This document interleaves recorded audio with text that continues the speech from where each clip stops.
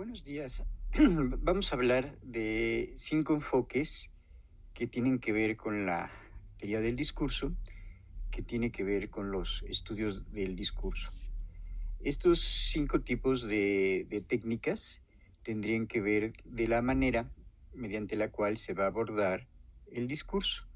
Entonces serían como parte de la teoría y como parte de la metodología que van a partir de diferentes premisas. Los estudios del discurso no nacieron unificadamente, sino van a nacer ligado a diferentes disciplinas, ligado a diferentes países, ligado a diferentes autores, y cada uno de ellos va a tener diferentes concepciones acerca de lo que sería el discurso. Entonces, para algunos teóricos va a importar más la parte lingüística, para otros teóricos va a importar más todo lo que tiene que ver con la parte social. Entonces vamos a ver estos 5 enfoques diferentes de lo que sería la teoría del discurso.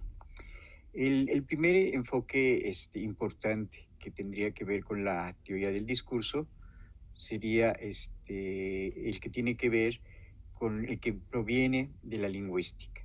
Entonces, en la década de los 60 va a haber la lingüística del texto y en la lingüística del texto se trata de superar los principios dados por Saussure. Para Saussure, el estudio tiene que ser el estudio de la lengua, que sería un conjunto completamente abstracto de cómo funciona el lenguaje, de cómo funciona lo que nosotros hablamos. Pero en este primer enfoque, que sería el enfoque lingüístico de los estudios del lenguaje, lo que deberían aplicar al estudio del discurso, principalmente viendo la parte del lenguaje, la parte de la materialidad del lenguaje. En este primer enfoque tendríamos aquellos que para lo más importante es la estructura lingüística, y esta estructura lingüística estaría dividida en diferentes niveles. Un nivel podría ser el nivel sintáctico, de cómo están siendo estructuradas, de cómo están siendo organizadas las frases, las oraciones, y este sería el nivel sintáctico. También dentro de esta corriente de tipo lingüística, también le daría mucha importancia a la parte de la semántica, de qué significan los conceptos dependiendo de cada contexto, de cada situación de comunicación. El discurso siempre quiere ir a situaciones concretas, a contextos específicos, y ahí entraría mucho esto del campo semántico. Y el tercer elemento que tendría que ver con la corriente lingüística sería el punto de vista pragmático de cómo se relaciona el emisor con el receptor. Cuando nosotros nos comunicamos entre el emisor y el receptor, siempre va a existir algún tipo de comunicación, que puede ir desde una comunicación formal, una comunicación informal, una comunicación más cortés, una comunicación no cortés, y este tipo de comunicación que se va a establecer a través de diferentes medios, a través de diferentes canales, y también mediante ciertos tonos de comunicación de acuerdo a la persona que se le habla. Este sería el primer enfoque de los estudios del discurso, el que le va a dar mucha importancia a la parte del lenguaje, a la parte lingüística. De Van Dijk, que definen el discurso como un suceso comunicativo utilizado para compartir ideas o creencias. Incluso también se puede decir que es utilizado como acto de interacción verbal. Las dimensiones que vamos a abordar a continuación nos ayudan a la definición de las siguientes preguntas, que son básicas para el análisis del discurso. La primera pregunta es: ¿quién es el que realiza este acto comunicativo, este suceso comunicativo? ¿Cómo es llevado a cabo este suceso comunicativo? ¿Dónde? Además de cuándo. Y por último, el por qué. Tratar de encontrar una razón para que se haya llevado a cabo este suceso comunicativo. Obviamente, todo esto desarrollado dentro de un contexto, que es todo lo que rodea el suceso comunicativo, el acto de habla o el acto de interacción, como ya habíamos visto. Las tres dimensiones que vamos a abordar son, primero, la estructura verbal, la dimensión de la estructura verbal. Segundo, la dimensión de la acción e interacción. Y tercero, la dimensión de la cognición social. Primero que todo, hay que aclarar que la dimensión de la estructura verbal se encarga de ese análisis de la forma del acto comunicativo, del suceso comunicativo, de la estructura, como lo dice su propio nombre. Y para hacer este tipo de análisis se tienen en cuenta los niveles de la lengua, algunos esquemas de organización del texto y algunas figuras retóricas que sean utilizadas dentro del suceso comunicativo. El primer nivel de la lengua que abordamos se trata del nivel fonético-fonológico, que, como ya hemos visto, se consiste en darnos cuenta de todo lo que tiene que ver con los sonidos que están incluidos dentro del suceso comunicativo. El segundo nivel de la lengua es el nivel morfosintáctico, que nos da cuenta de la forma y la estructura en la que está organizado el suceso comunicativo que se va a analizar, como se ven en los ejemplos que nos demuestra la organización de una oración. El tercer nivel de la lengua, que es el nivel semántico, que nos da cuenta de todo lo que tiene que ver con el contenido de ese suceso comunicativo, todo lo que está relacionado con la significación. Y para este caso tenemos que retomar el concepto de significado.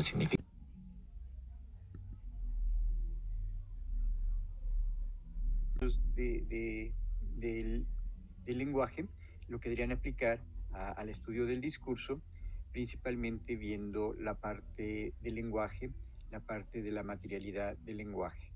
En este primer enfoque tendríamos aquellos que para lo más importante es la estructura lingüística, y esta estructura lingüística estaría dividida en diferentes niveles.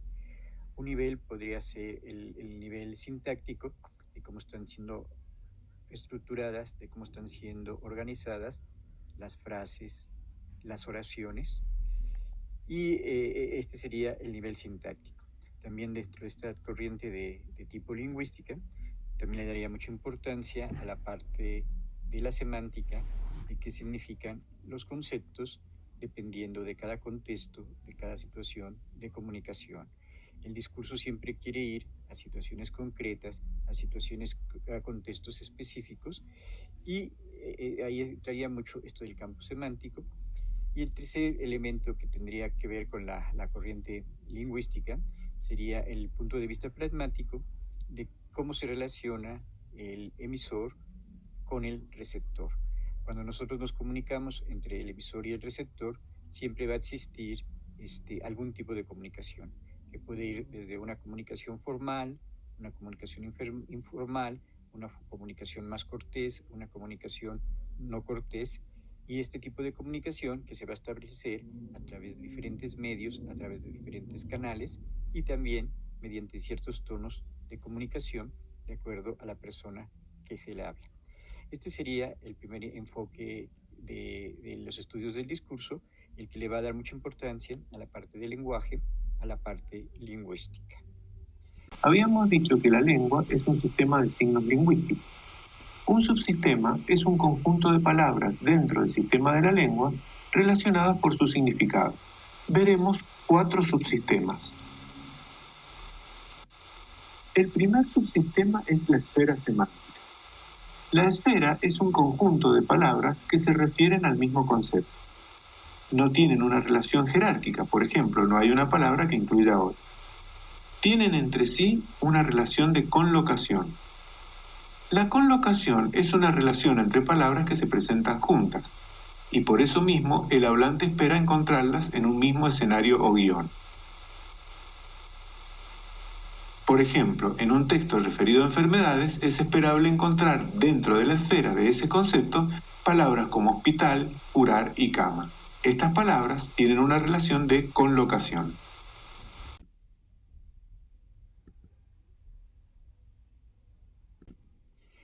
El segundo punto de vista sería aquel que tiene que ver con la parte sociológica. En los estudios del discurso, cuando se le da más importancia a la parte sociológica, van a nacer algunos conceptos que tienen que ver con la sociolingüística, que serían esas diferencias sociales que se van a establecer entre los interlocutores. Se va a hablar de una interrelación entre el emisor y el receptor, pero también se van a hablar de determinadas interacciones dependiendo de los contextos comunicativos que pueden ser de clase social, de cultura, de raza, de etnia, de si una persona es hombre, si una persona es mujer, de sus estudios. Entonces, todas esas variantes sociales van a influir en el estudio del discurso desde el punto de vista sociológico. También desde el punto de vista sociológico es muy importante conceptos como el de ideología, conceptos como el de poder, también conceptos como sería el del racismo y la discriminación que se puede producir de un grupo social a otro grupo social.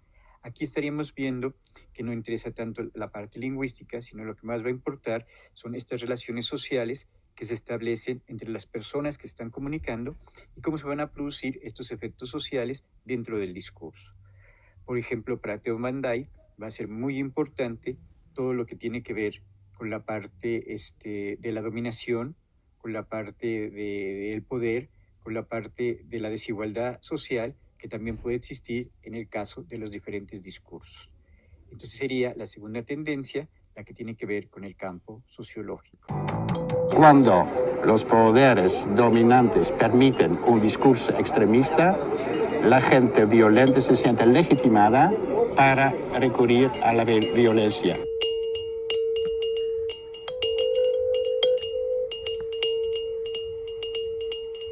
Gran parte de los problemas y asuntos sociales tienen una dimensión discursiva. Cualquier discurso público no es inocente. Muchas veces hay un discurso que parece progre, pero en la realidad no lo es. En la realidad las políticas antirracistas casi no ocurren y el racismo es de todos lados dominante.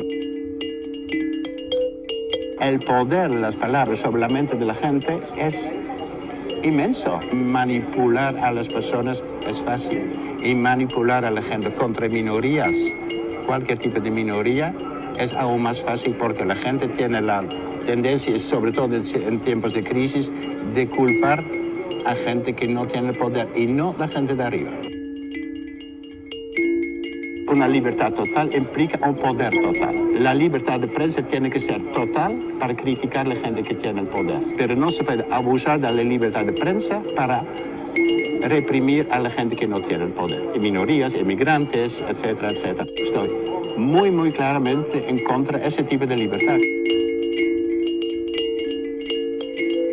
Analizar críticamente el discurso también implica analizar su potencial de manipulación, pero también de educación. La práctica es educar a periodistas y eso obviamente es muy difícil porque luego una gente llama educación, otra gente dice es manipulación y eso es obviamente una línea de división muy importante. Ahí hay debate, perfecto.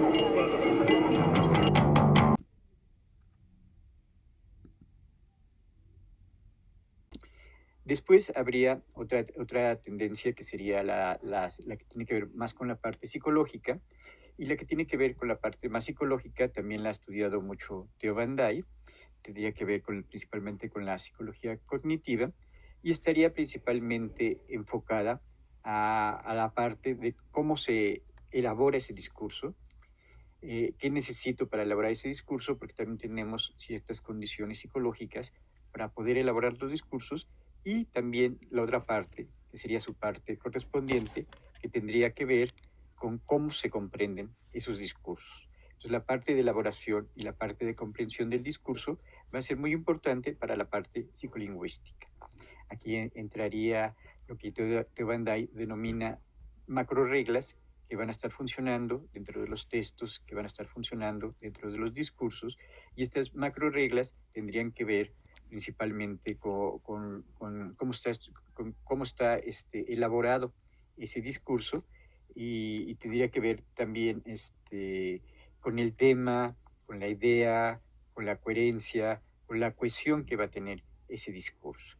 También desde el punto de vista cognitivo y desde el punto de vista de la psicolingüística, también podemos hablar de microreglas que ya estarían en un nivel más micro y que se referiría principalmente a cómo se están haciendo las oraciones y cómo se están comprendiendo estas oraciones. También existiría en la parte psicológica una superestructura que sería la organización del texto, de la parte de comienzo, la parte de desarrollo y la parte de final del texto, y habría otras condiciones dentro de las estructuras que podían ser las estructuras que tienen que ver con el estilo y las estructuras que tienen que ver con la retórica. Es muy importante, principalmente para la educación, entender estas reglas de elaboración y comprensión de los discursos, porque muchas veces un discurso no se puede entender sin estas macro reglas que estarían funcionando en la cabeza de quien está emitiendo el discurso y de quien está recibiendo este discurso. Aquí también podríamos ver algunos factores de tipo psicológico que estarían influyendo en la comprensión del discurso, como podrían ser las emociones, como podría ser la emotividad que van a tener los diferentes participantes que se van a encontrar dentro del discurso. Esta sería la tercera tendencia.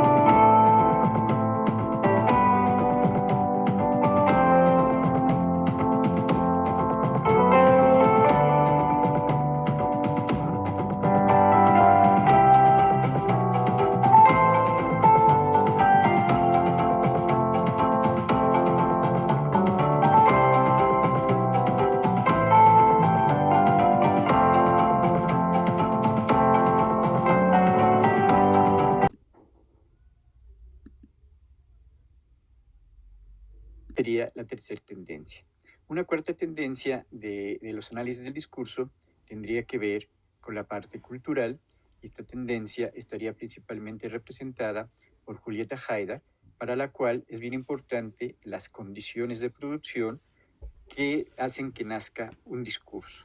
Y también sería muy importante las condiciones de recepción que hacen posible que ese discurso se pueda recibir. Entonces aquí hablaríamos en la parte cultural de tres elementos muy importantes. El elemento de las condiciones de producción, el elemento de circulación del discurso y el elemento de las condiciones de recepción de ese discurso. Todo esto principalmente relacionado con el campo de la cultura, porque en esta tendencia más culturalista encontraríamos que un discurso siempre está relacionado con otro discurso, y al interior del propio discurso va a haber una intradiscursividad que va a hacer que ese texto tenga cohesión. Entonces, esa cohesión que va a tener en el interior del texto sería esta interdiscursividad, pero también habría referencias a textos de fuera, que sería la parte intertextual. Aquí se vería a los discursos como parte de la cultura y no estarían naciendo de la nada, sino estarían naciendo a partir de otros discursos.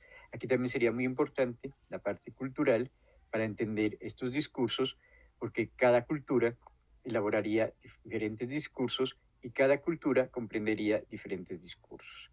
Cuando yo veo una novela francesa o cuando yo leo una novela alemana, va a haber condiciones que van a ser diferentes a mi propia cultura.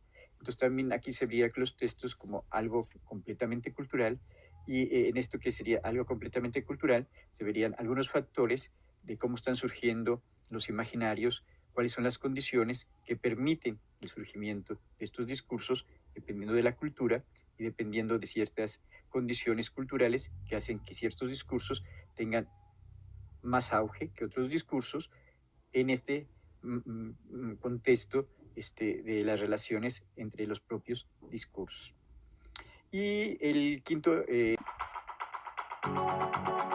El contexto de producción, en la creación de una obra literaria, es el contexto que rodea al emisor del mensaje, o sea el autor y el lugar geográfico, ideología, sucesos históricos, mensaje oculto y experiencia personal de este.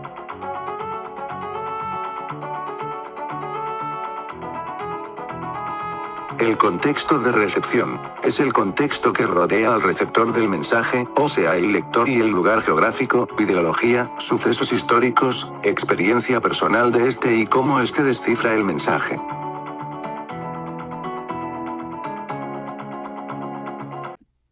Pero antes, recordemos un poquito.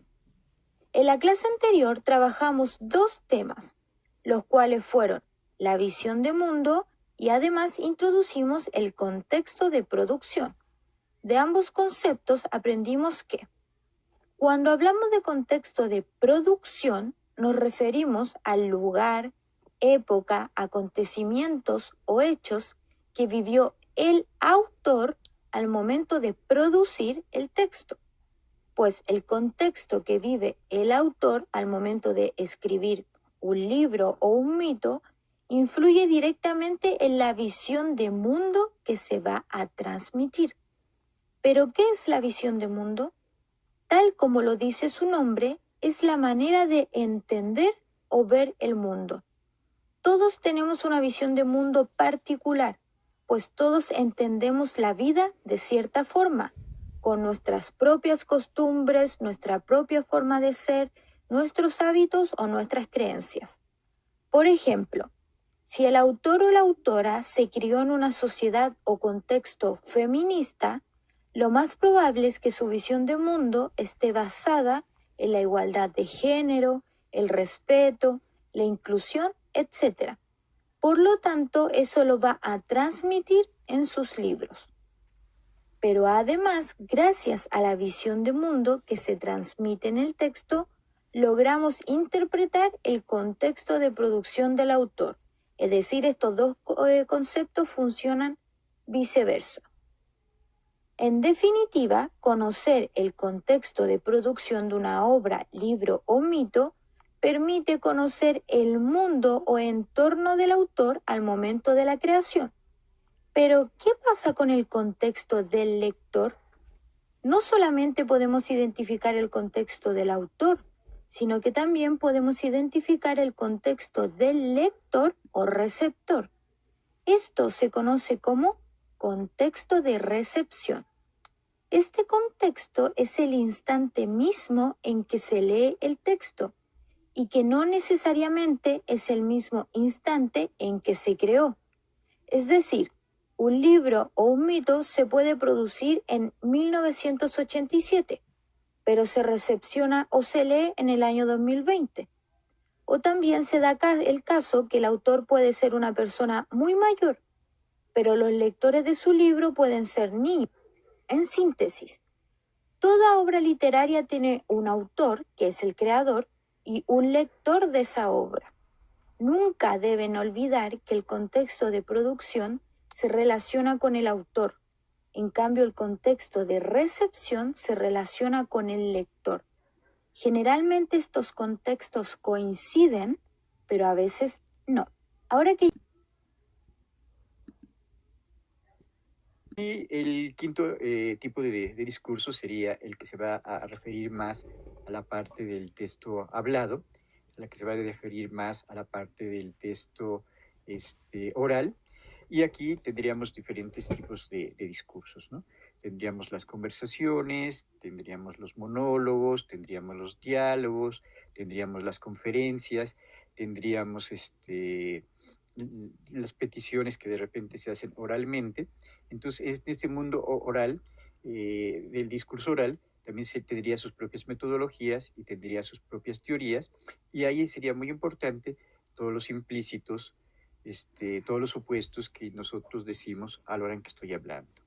Esta parte del discurso oral o de la parte del discurso hablado ha sido muy estudiado en Estados Unidos, principalmente porque el lenguaje oral va a seguir reglas completamente diferentes al lenguaje escrito, y estas reglas, que son completamente diferentes, muchas veces se tienen que relacionar con el contexto de enunciación, con la situación de enunciación, y con que nosotros conocemos la personalidad, el espacio, el tiempo, el estilo de aquellas personas que están hablando. Aquí también muchas veces este discurso oral a veces también se relacionaría mucho con la parte psicolingüística, o también se podría relacionar con la parte social. De hecho, pues estos 5 diferentes tipos de discurso no estarían aislados, porque el discurso social podría utilizar la parte de lingüística, o el discurso psicolingüístico podría estudiar la parte oral. Entonces no es que sean excluyentes unos de otros, sino que estarían relacionados.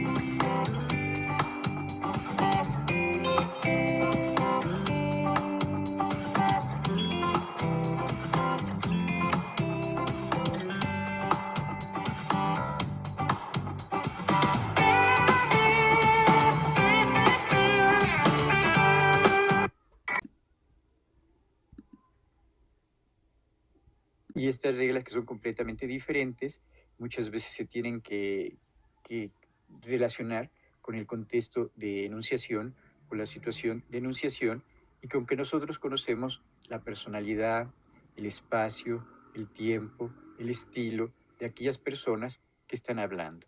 Aquí también muchas veces este discurso oral a veces también se relacionaría mucho con la parte psicolingüística, o también se podría relacionar con la parte social. De hecho, pues estos 5 diferentes tipos de discurso no estarían aislados, porque el discurso social podría utilizar la parte de lingüística, o el discurso psicolingüístico podría estudiar la parte oral. Entonces no es que sean excluyentes unos de otros, sino que estarían relacionados. De hecho, en los estudios del discurso se hablaría de una interdisciplina o de una transdisciplina, en donde queremos conocer estos conceptos provenientes de la psicología, provenientes de la sociología o provenientes de la lingüística, e integrarlos en esta interdisciplina, integrarlos en esta transdisciplina, para poder hacer un estudio más completo del discurso, ya sean los discursos escritos, ya sean los discursos orales, y poder entender más este fenómeno, que el lenguaje no solamente sería palabras, sino está relacionado con esta parte social, con esta parte cultural, con esta parte psicológica. Entonces, estos serían los 5 tipos de enfoques que van a existir en los estudios, en las teorías del discurso. Uno que está más relacionado con la lingüística, otro que está relacionado más con lo social, otro que está relacionado más con lo psicológico, otro que está relacionado más con la parte de la cultura, y este quinto tipo de discurso que estaría relacionado más con la parte del discurso oral, del discurso dialogado, del discurso conversacional. Entonces sería un pequeño síntesis de las 5 tendencias de los estudios del discurso. Dependiendo de cada autor y dependiendo de cada nacionalidad, algunos autores se van a enfocar más a la parte social, o a la parte lingüística, o la parte cultural, y estas van a ser diferentes variantes que van a requerir de diferentes metodologías y de diferentes teorías para poder hacer este análisis del discurso. Pero estas serían las 5 principales tendencias que existen a partir de la década de los 80 en relación con los estudios, con los análisis del discurso. Bueno, eso sería todo. Muchas gracias por su atención.